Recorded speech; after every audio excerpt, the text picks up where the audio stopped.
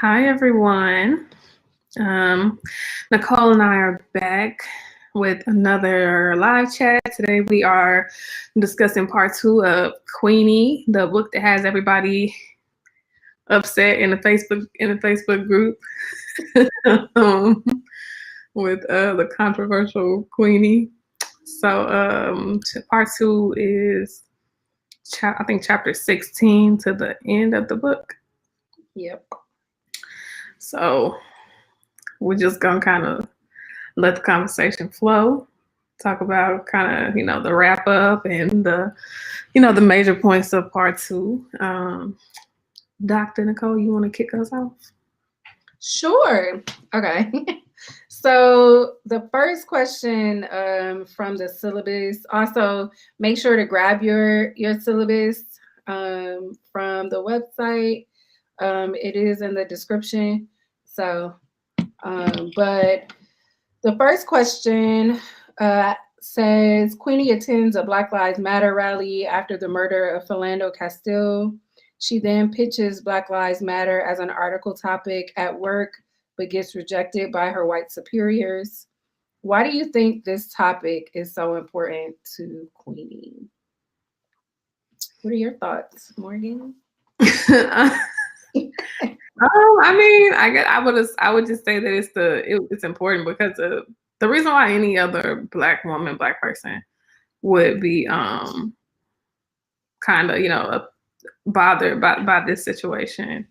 But I think that specifically within the context of her job and trying to, pitching that article and having it turned down by this group of white people is really something that a lot of black women, specifically in her profession, could probably relate to with these various publications, especially within the past few months. Everyone is wanting to have these articles on the protests and the different things happening socially throughout the country. But kind of these articles are constantly being written by white people or being written by people just outside of the movement, outside of the community. Yeah, I don't think Queenie per se had any special tie to it. I just think it's the racial aspect of it. Yeah. I mean, she does say that she was attempting to get white women to be as um, enthusiastically activist related to the death of Black folks as they were for the Women's March and things like that. And so I think, I know that she's surrounded by white folks in much of what she does. And so she, white interracial relationship. yeah.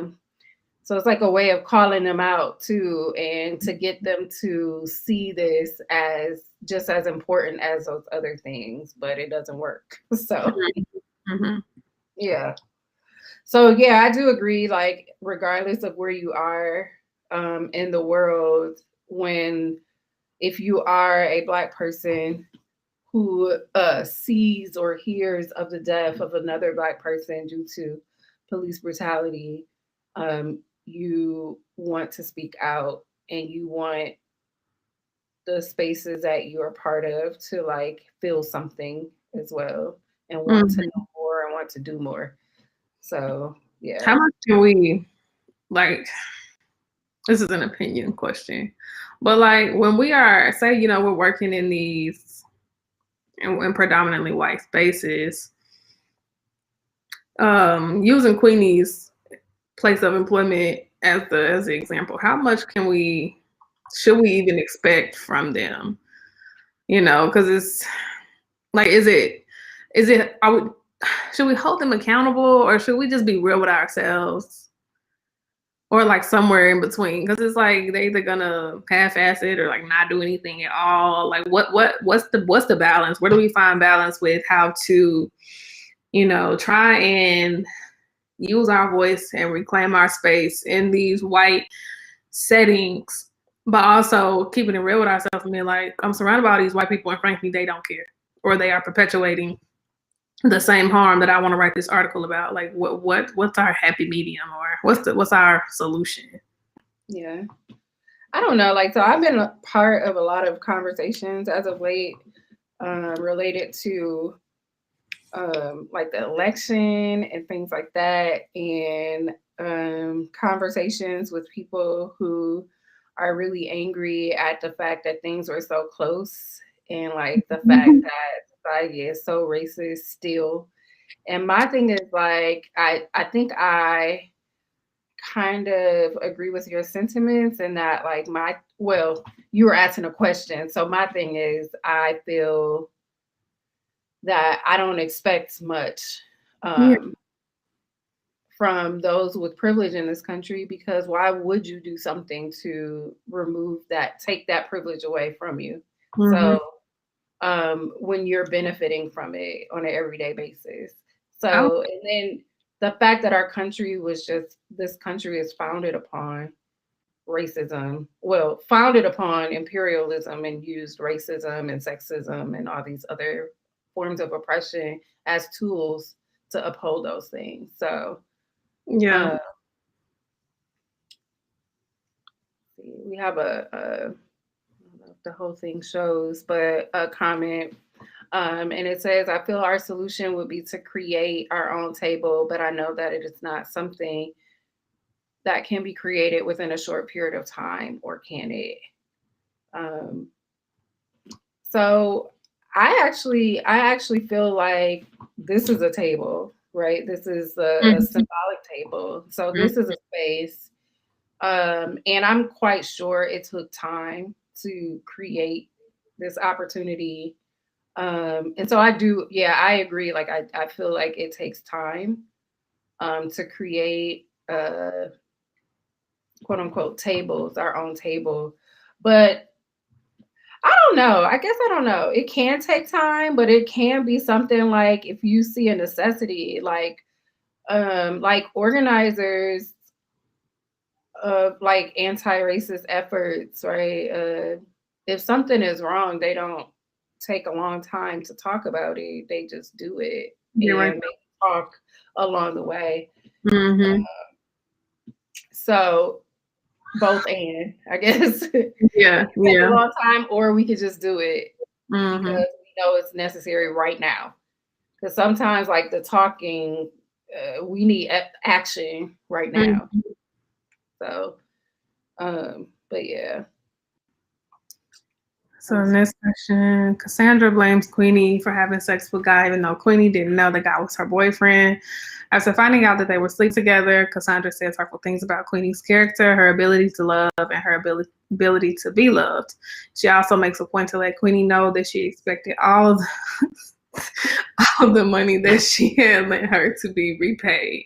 Do you think Cassandra is speaking out of pain, or did she really have these ill feelings towards their friendship?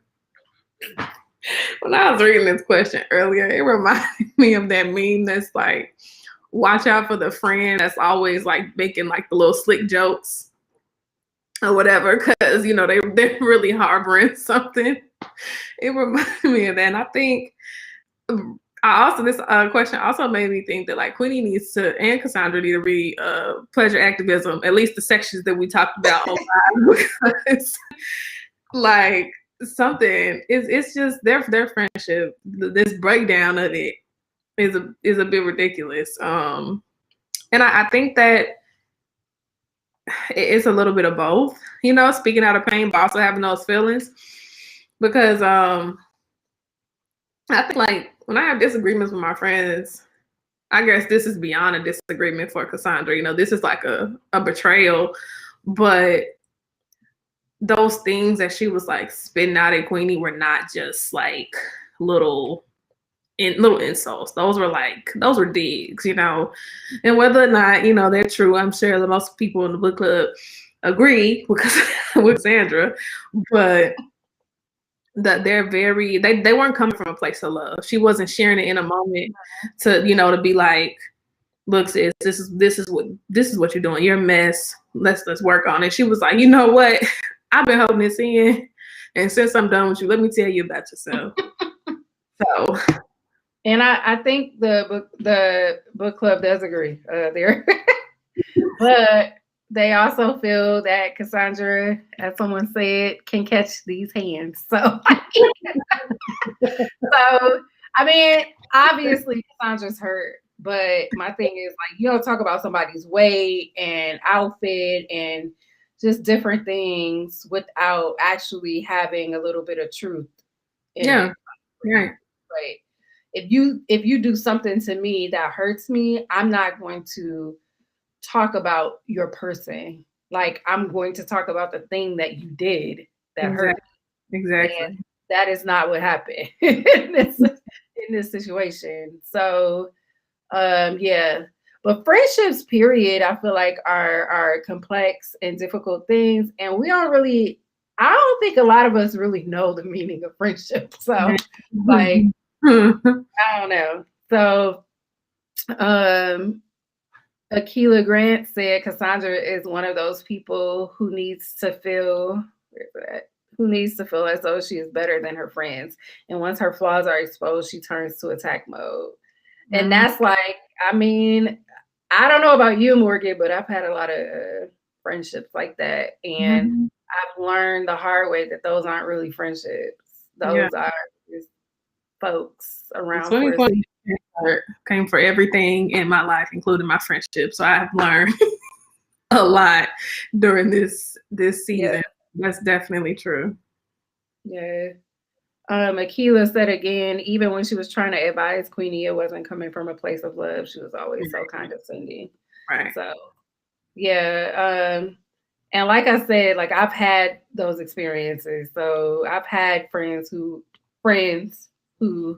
behaved in that manner, and like your best interest wasn't me. Like you didn't have my best interest at heart when you were doing things. So yeah. So the next question is actually two parts. But so when Queenie confronts Tom and apologizes, Tom says that it is the first time she has apologized for anything in their relationship. Does learning that Queenie never apologized to Tom in their relationship change your view of her? Why or why not? And then have you ever been in a relationship with someone who never apologized? How did you address it? What was the outcome? Did it change my view of her? No. I think it was pretty on brand. For Queenie.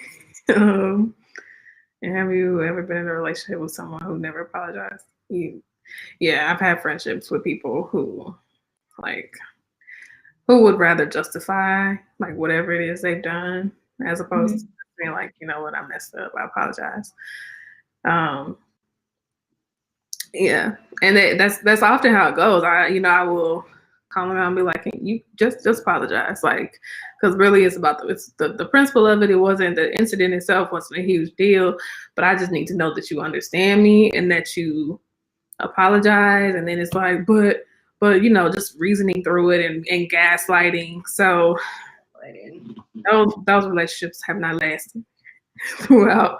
Have not lasted very long because I try to always. It can be hard sometimes to hear criticism or to hear that you've hurt someone, especially someone you care about. But part of that is being receptive. They're saying, look, you hurt me. What you did hurt me, or something you said hurt me. You have to be like, okay, look, I apologize, and you have to just open yourself up to that criticism. And it's not easy, but deflecting and gaslighting people, that's not the way to go. Yeah. I don't like it didn't change my view of Queenie. I do feel like Queenie is just living life, experiencing life. She's a little immature, or sometimes a lot immature, and like she's just she gets to a point where she can apologize, and sometimes people aren't there. So And sometimes if they can't do that, then that person isn't your person. Yeah. Because they're not able to like fully communicate properly. So, Mm-hmm. and yes, I've been in tons of like intimate partnerships and friendships where Yeah. people have not apologized, refused to apologize because they suggested that it wasn't their issue, it was a me issue. So, and it's like, well, the me issue is not an issue anymore because we're not friends no more. So how about it? Right. Like, Exactly. I gotta wait. so, Let me fix this. Goodbye. bye-bye. Like, yeah. So, but yeah. So I've definitely dealt with that. So, Mm-hmm. um, See, where are we? Okay, Queenie has a panic attack after learning that Tom has moved on, in addition to Cassandra not speaking to her. Aunt Maggie does not recognize or know what a panic attack is and asks Queenie if she's been praying. Use this to discuss mental health in Black communities and family.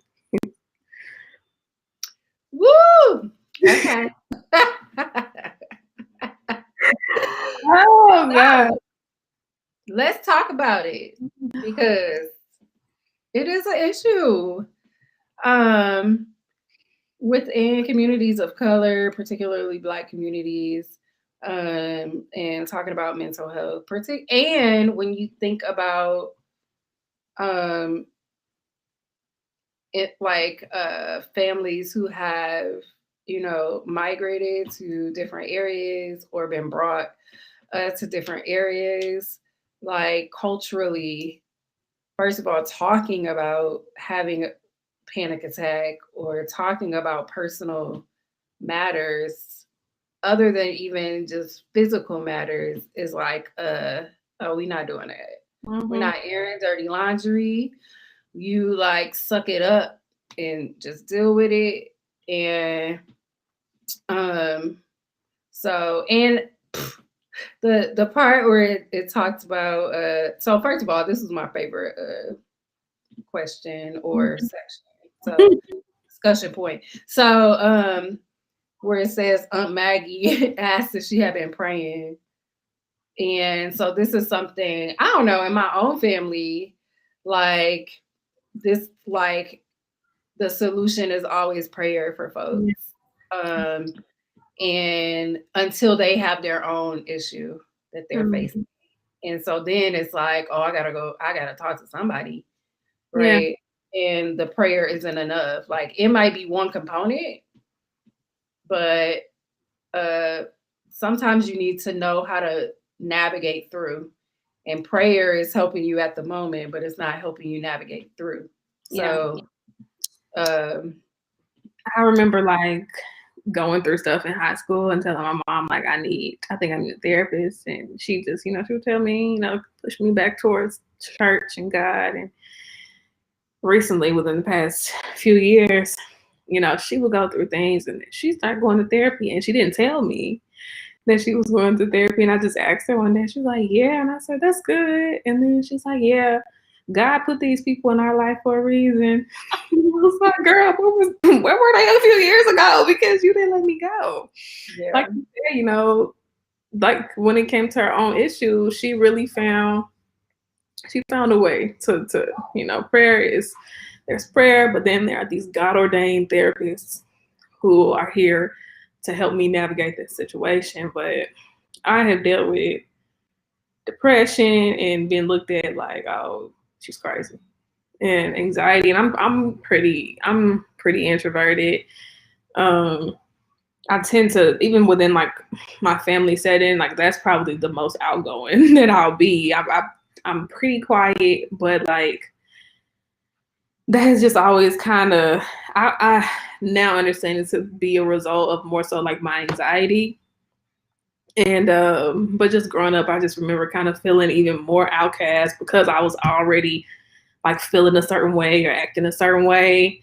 And just once I was like officially diagnosed with certain mental illnesses and I started to talk about them like on Facebook or something, my mom will get calls from my family like, do you know what your daughter's on Facebook saying? I'm like, yeah, but I need help. Like, that I'm not okay. So it's a mess. It's a mess. And I feel like we always have the conversation like, oh, we need to discuss mental health in the Black community. And I'm like, okay, then what? Because look, we keep bringing it up.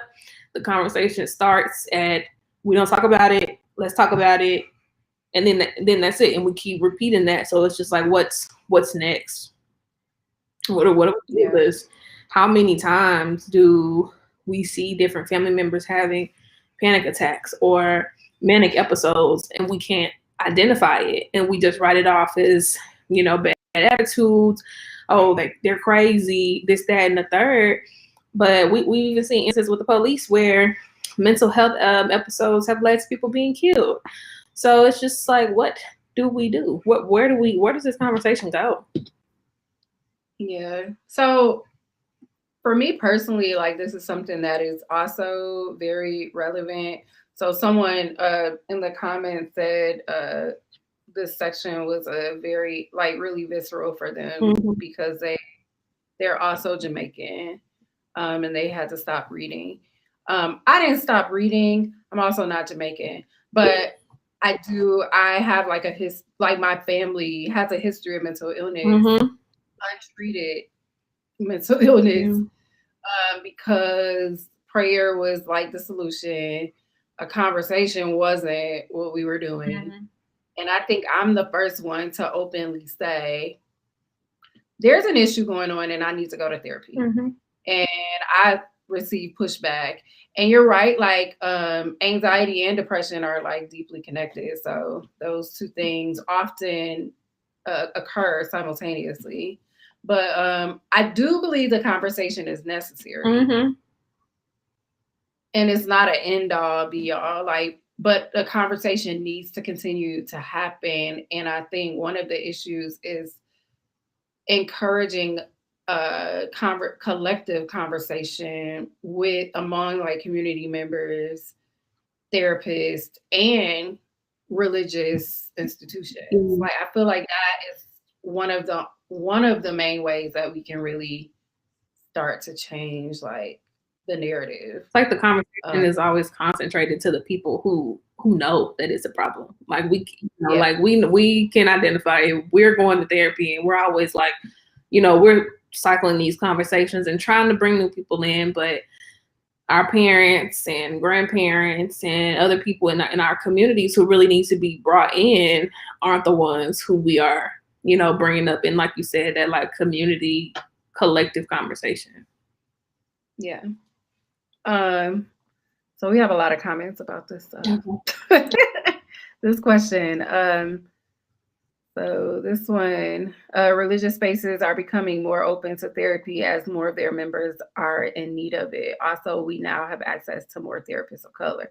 That is true. I mean, personally, I can speak to like the diff having a therapist, a woman of color as a therapist. Like, I go to therapy every Tuesday. I'm not afraid to.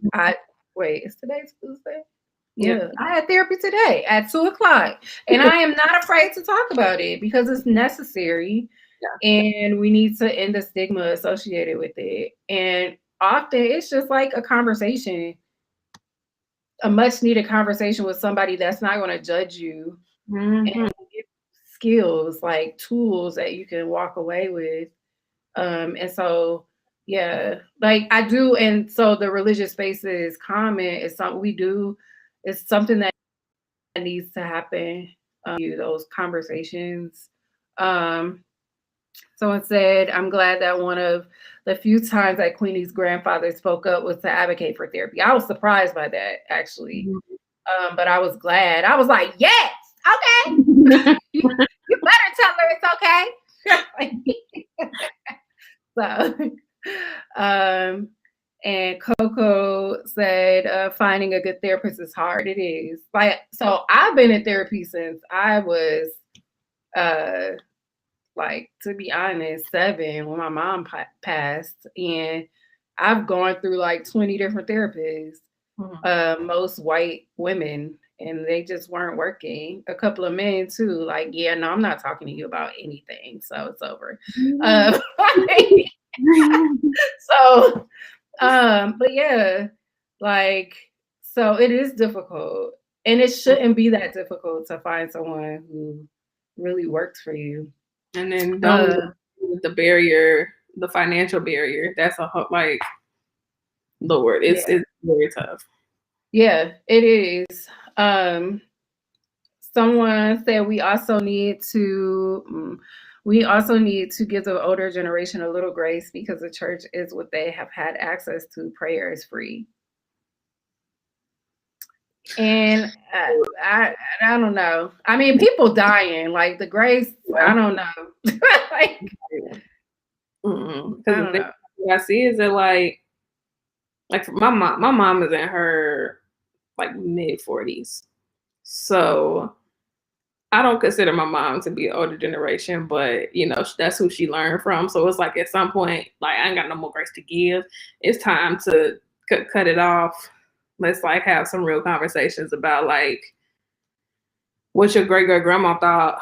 Okay, that's not working, and they know it isn't working. Prayer is not the only answer. Yeah, it is, and it can be helpful, but it's not. Yeah. So I feel like prayer was what was used to help people survive for a really long time. Mm-hmm. And it's important, and it is part of the testimony of Black folks. And it is a tool that was used, but survival is not thriving. Right. So at what point do we thrive? We have a rich history, like in terms of religion, and specifically Christianity, the Black church, especially like in the in the South, and all of that. But we like you at some point you have to talk about how that's directly linked to these other things, like these mental health issues and suicide rates and all these other things. Like those conversations go hand in hand. And like you said, it's not that prayer is not an answer. It's just not the only answer. Yeah. Mm-hmm. Yeah.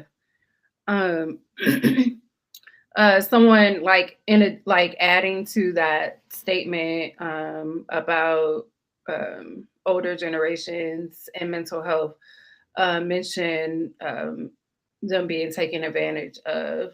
And I mean, that is a major issue in health, period, like healthcare, like not being listened to, but also our bodies being treated improperly, Mm-hmm. our thoughts being like, belittled and minimized. I mean, that still happens older, regardless of age. Let a Black woman go to a hospital and say, something is bothering me. And sometimes the first thing that comes up is like, well, what are you doing wrong? Mm-hmm. What have you been eating? What have you not been eating? Let's change your diet. How much stress is in your life? Can we talk about the fact that like we Black and we women, mm-hmm. and there's stress all around us? So what do you mean how much stress? So, and why is it something I did to create this situation? So someone said the last therapist I had was a white woman and it was horrible. Yeah, because that was the best therapist I've ever had have been Indian American woman, and my current therapist a Black woman. And we're also, I'm actually older than her by like 2 years or something, but we're like close in age as well. So yeah, surviving is not thriving. It's like my thing. Like I am tired of just surviving. I want to like lead generations of women of color to thriving. Like we survived enough. At what point do we just like like say we are living intentionally and seeking joy every day, and when things are wrong, we are talking about it because it's not okay, and it's okay not to be okay. But yeah, I don't know. Okay, so the next question is, Addie, Guy, and Ted all have committed romantic partnerships, and so does Queenie's father, referenced in chapter 11. What conclusions or thoughts do you have about that topic? I don't remember. Let me see. Hold on. Let me open my ebook.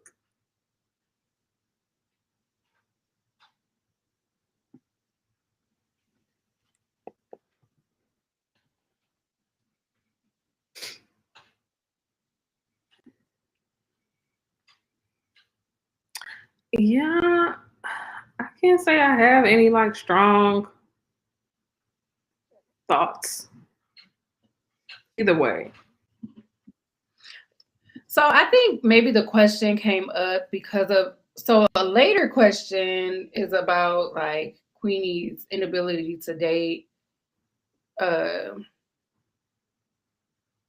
uh Black men. yes. Mhm.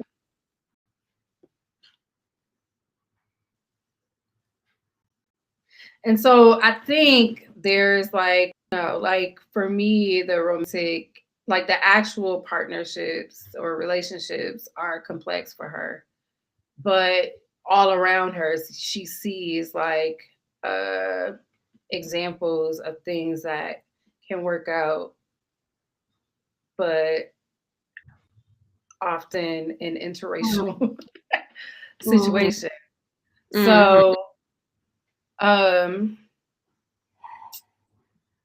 I think it just shaped her view of relationships. I don't know. And so she's like grasping for a certain type of relationship with a certain type of person. Trying to reinvent what she's seen.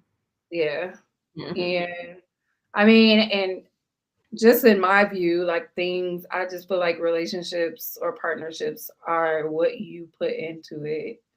And it's not really like I can see my stepmom and my father being married right for 20 years. That has nothing to do with a relationship that I would have. Like, I mean, that tells me that a black relationship can last, you Mhm. know. Mhm. Um, so uh like I know that their relationship will never be my relationship. So it's different. But um Do you think most people try to kind of reinvent the relationships that they see growing up? yes. And that's why the majority of relationships don't work out. I mean, I'm not a therapist or nothing. Like I'm not a relationship therapist and I'm not an expert in relationships at all. Cause actually y'all probably will be clowning me because I saw myself in Queenie. Like I was stupid sometimes. Not stupid, but just searching. I feel like that's what she's doing is searching because she sees all these other people and she's taught that certain things are supposed to be a certain way. Mhm. And it's not like uh it is what you make it. So um the thing is like we are complex, intricate people, and when we I don't know engage in a partnership with other complex, intricate people, there are bound to be issues and problems and differences, and sometimes Mhm. those two people or multiple people regardless, like we did just read pleasure Mhm. activism, so multiple people in a relationship regardless of what like is happening, sometimes it's just not gonna work Yeah. out because you're not meant it's not meant to work out. So I don't know, but I do think she's grasping at some ideal of what a romantic relationship is supposed to She's be. trying. She is trying. Yeah. um Queenie says that she cannot date black men because she fears them. However, she also says that she is passionate about protecting black men against police brutality. Do you think that this is problematic or hypocritical? Why? Why not? so I have to think about this a little bit. So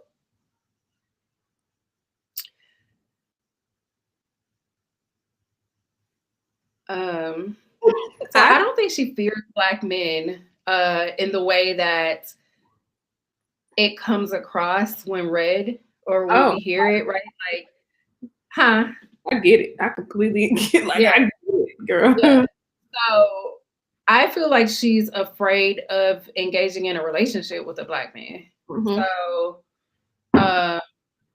and so I do get it, right? So I feel her because I've only dated Black men and I've been hurt by the majority of them. So like, I feel you, Queenie. Like, but I also am not gonna be like, so I haven't gotten to a point where I'm like, oh, well, let me go just try something else, see if that works.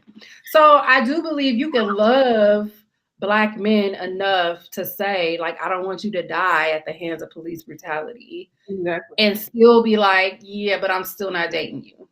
Yeah, Like, I'm gonna need you to like get your life together. Just as much as these like police brutality statistics are real and happening and ongoing, so are these domestic violence cases and stats. Like, men show us every day that they gonna find new ways to do what men do. So it makes sense. Like you said, like, just because I don't want the police to kill you doesn't mean that I want to be in an intimate setting with you. You're scared of them. I'm scared of y'all. So let's just let's keep cute. Y'all stay over there. But I've had friends, like my friends that I've joked in the past, talking to different Black guys. We've been like, and like, I mean, like 17 to 18, like, if this one don't work, I'm moving on to something else. I'm trying something different. And my partner there, like, he's a Black man, but I'm not, sometimes I have like this, like, this moment where I'm like, man, easily like, and then your like your Black man switch could come on. You could just flip out on me or something. It's just always this thing like in the back of a lot of women's mind. It's just like you have so much power. You have the ability to really to inflict a lot of harm on me beyond just the emotional trauma. Like, you could physically damage me, and that's just, I don't want the police to do that to you, but I don't want you doing that to me either. Right. So, someone said, and forgive me for saying someone, y'all, but I can't see the name. But it's someone said, maybe not hypocritical, but definitely complex. I agree. It's complex. It's complex. Nicole said, I find it interesting. She doesn't want to date Black men, but has been harmed the most recently by non-Black men. And I'm gonna be honest, like, that's for me, like, that is not something I'll do. That's why I said, like, yeah, Black men have harmed me. And so I have trust issues when it comes to dating. Yeah, but I am not about to, I'm not at a point where I'm like, oh, I just give up on y'all and I'm about to date I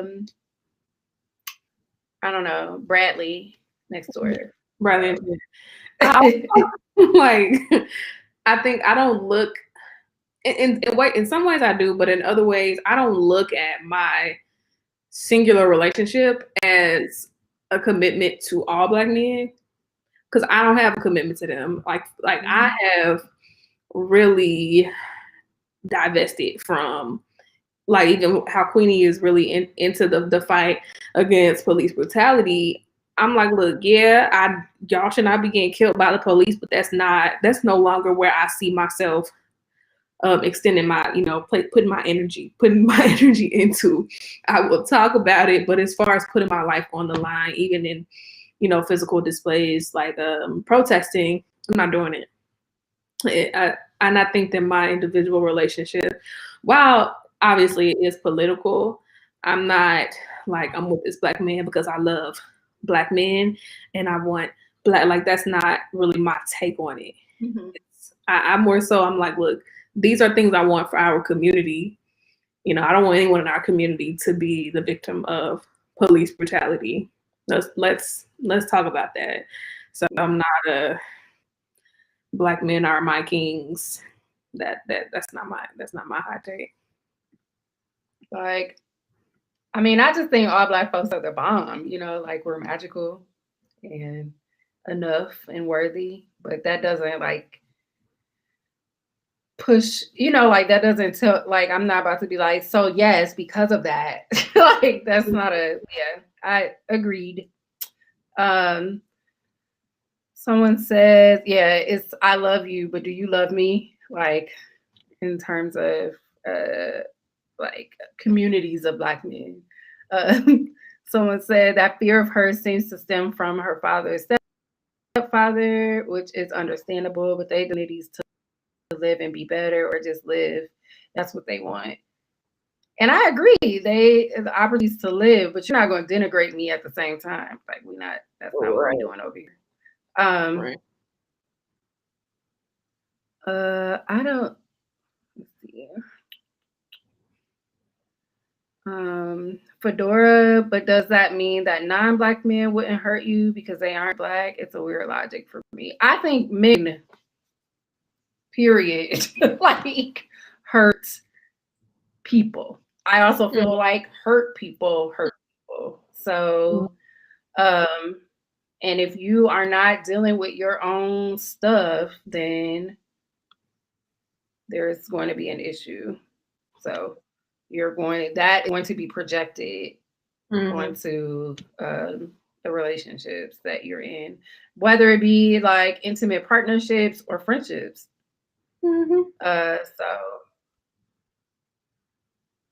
And someone says it's really weird to me. It would make more sense if she didn't want to date men from that ethnicity. Like if he was Jamaican, choose not to date Jamaicans, but all Black men. I think that like what we tend to see is that, for one, like you said, men are the problem. But when we're thinking like intraracially, Black men, regardless of nationality, region, whatever the case, like if that's what we're seeing every day and we're seeing them like consistently reinventing these different systems of harm, then that's what we are going to reject. And if we're associating them with these, with domestic violence and with harm, then that's, that makes sense, for her to push them away. If that's who she's always seeing, hurting women like her. Yeah. Yeah. And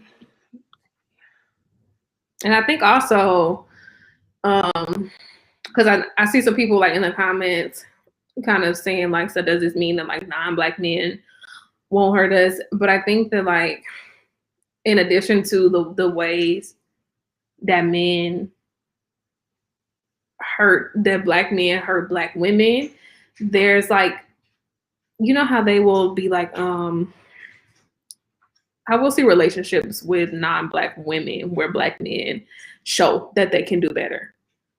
So I think that's another element of it, where it's like, okay, so you have the capability to, you're just choosing not to do so with me because of who I am, how I look, because I'm your reflection.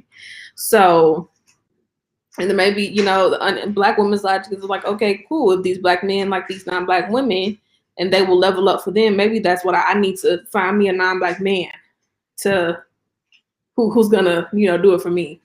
Yeah. Yeah.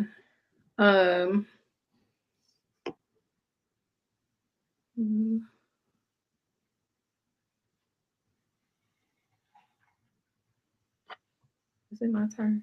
It is. Oh, I don't know. It just started hailing outside. I thought somebody was coming in my house. Oh. Okay. I think it's me. Oh, I don't want to my names. Huh? I said I don't want to listen. I think it's you. Yeah. Okay. I don't want to mispronounce the name, but Kayaziki and Queenie's grandmother, Veronica. So Kayaziki being Ugandan and Queenie's grandmother, Veronica, being Jamaican. And Queenie all make negative statements about Black women seeking help with mental health issues. Veronica believes that suffering is a better solution than bringing shame upon the family after she discovers that Queenie has a therapy appointment. use this to have a conversation about suffering being a badge of honor in amongst Black women across the African diaspora. So suffering as a badge of honor. Yeah. I've seen a lot of women online saying, like, older women talking to younger women, telling us that, you know, specifically in terms of romantic relationships, that suffering is like, you don't have to suffer through a man's mess in order to deserve all the praise and honor. And even outside of you know, an intimate, like, romantic relationship, I think that we have suffering in a way has become a part of our culture. It's like expected as a Black girl, as a Black woman. It's a gateway or a rite of passage into womanhood.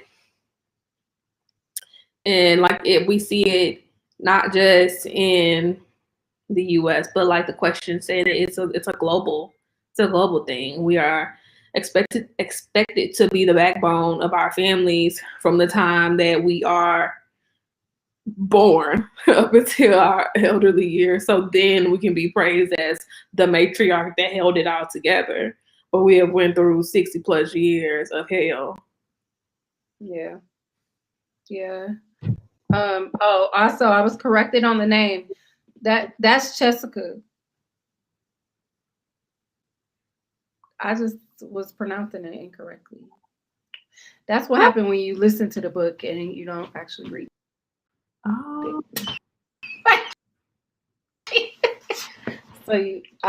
Remember I spelled it. Miss talking about it, the Ugandan name. Yeah. Okay. Going back, yeah.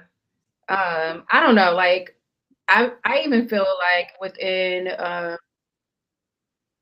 my own family, like it's like I knew that Cheska. Oh, okay, sorry. I knew that my grandmother, you know, was suffering through things or at times not happy. But those weren't the things she talked about. It was always making it seem like things were okay. Mm-hmm. And, caring for other people, but never. I also feel like maybe she did care for herself. Maybe there were ways that she nurtured herself, but those things weren't discussed in the open. So, I don't know. This question goes back to the other one that we were talking about, like mental health. Yeah. In communities of color, Black communities, but particularly for Black women. I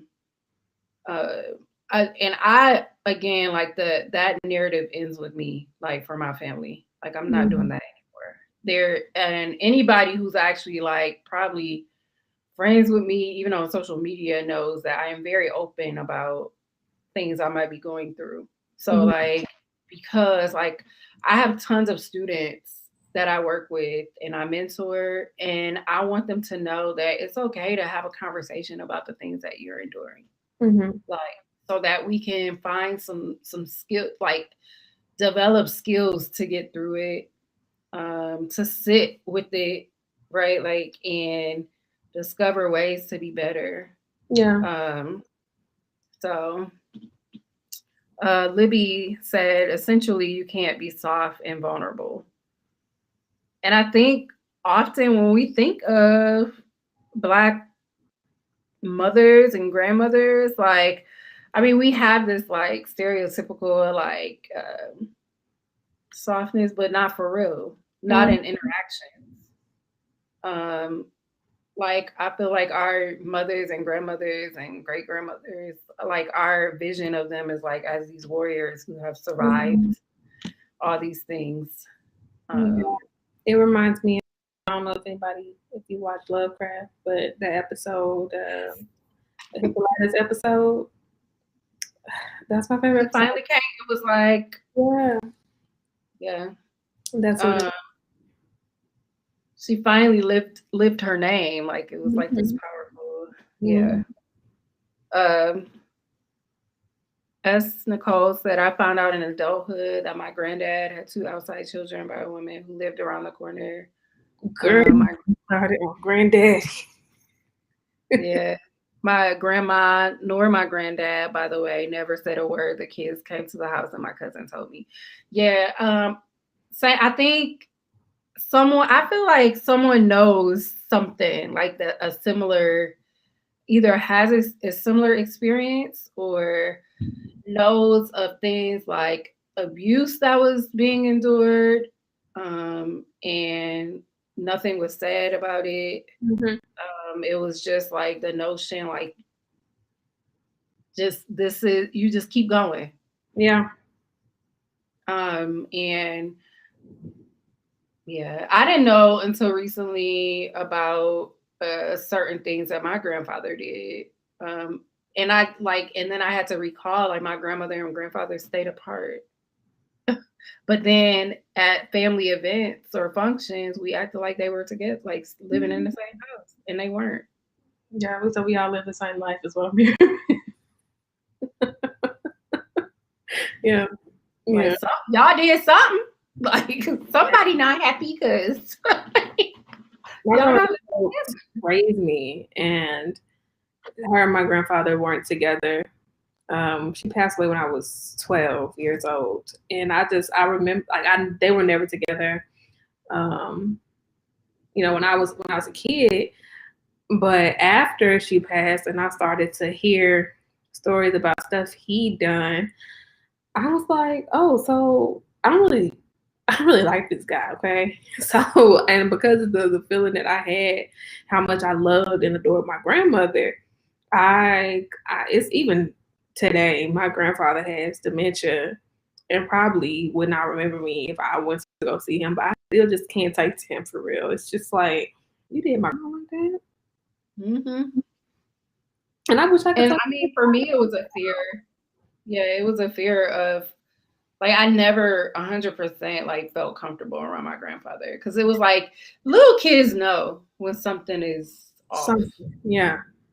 And it's weird to think about her. We see our grandmothers and our moms as these icons, and to like hear about the things that they're really going through it seems so, I guess, out of character. It's just like, wow, like, you are literally like the pinnacle and the epitome of strength and resilience and all those other things we put like women, and these are the things that you are putting up with, and it's mind blowing. Yeah. Someone said similarly, like, my family used to say, what goes on in the house stays in the house. So, like, not airing the dirty laundry. Hence I come this is Nicole. Hence I come from a family of addicts. Like, I feel like that, so we perhaps see generations of those struggling with addiction, and those who have been abused by family members, like, enduring these different things. Because now it's like we talk about it, or we're beginning to. But sometimes you still can't talk about it to your family, so we could talk about it on this platform, club and on Twitter. But you better not bring it up at Thanksgiving dinner. Yeah, okay. Definitely. Yeah. So, someone said, if little boys grow up in the households with mothers like that, they expect their future wives to be that way, strong, etc. I definitely feel like it's like a cycle, but it's not healthy. And so I just believe, like, it has to stop somewhere. At some point, we have to say, like, I'm not okay. Mama, you wasn't okay. Grandma, you weren't okay either. Like, sis, heal. It's okay. Let's be in healing. Even if you're 70, 80, it's okay to heal. Like, I've been more conscious and aware of that healing since having my baby, and like the older she's gotten, because I have a generally like very stoic exterior. I'm just kind of there, and I'm like, I don't want her growing up in the house thinking I'm a statue with no feelings. Like I, so I really had to, because I'm a crybaby. I will cry. I'm just a mess, and I think that in healing more, I will be able to give her more of the nurturing or whatever it is that I want, because so much of those ideas have been instilled in me, and that like those weaker, so-called weaker parts have been shielded for so long, but I find that those are the to be leaning on. yeah. The mom. Yeah. Yeah.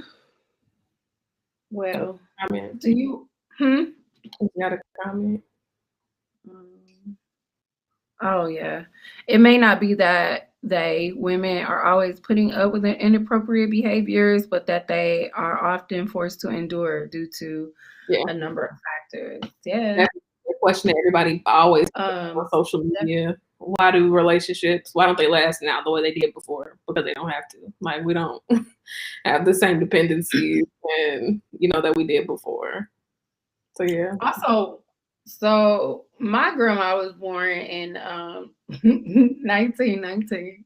And so when my grandmother was born, I don't even think divorce was legal. So like divorce wasn't a thing, right? They might have separated, but they were still technically married. So this whole idea of like having a another option wasn't available. Yeah.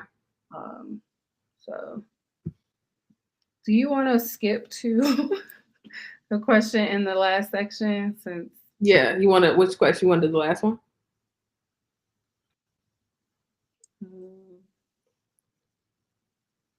Yeah. Okay. So do you think Queenie will keep up her newfound attitude and continue to make progress? What is your hope for Queenie's future, and what do you think will happen in the sequel of this book?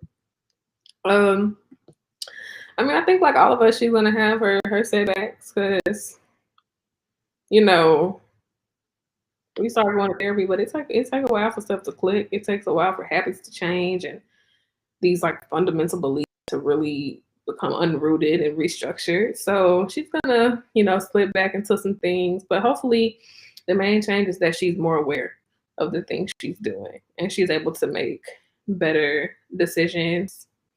As far as the sequel, I don't know, because she was doing a lot of stuff in this book that I just wasn't ready for. So I don't know what the sequel's gonna bring. But I'm hopeful, that, like you said, I saw some of myself in Queenie too. Not everything, but some things. And I hope I'm on an upward trend. So I hope the same for her. Yeah. I mean, I feel like life is an ebb and flow. So right. There will be undoubtedly times when things backtrack, but as long as she keeps moving forward, I think that is the goal. I mean, and we're always changing. So I feel like that's life. Queenie, there are some parts of this book that I am afraid to admit that were similar to my own experiences. So my thing is like, I feel like when she comes into, I mean, she's still young. So like when she comes into her own self, and the more she like just sort of navigates life, she will, like people are saying, I just want her to win. And I think she would, I think she's winning, period, because she already has started to navigate life differently. So because winning is relative. So, and then someone said, I hope her friends grow as well. And if they don't, then they don't have to be her friends anymore, because we grow out of them too. Friends are good.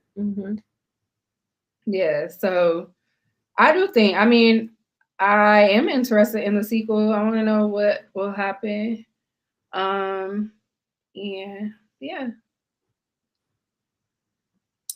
Okay. Well, that's it for Queenie. It is.